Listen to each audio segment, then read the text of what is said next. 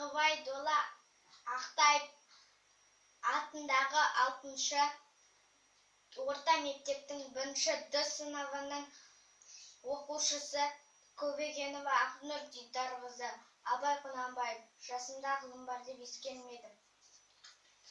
Жасымда ғылым бар деп ескермедім, пайдасын көре тұра тексермедім.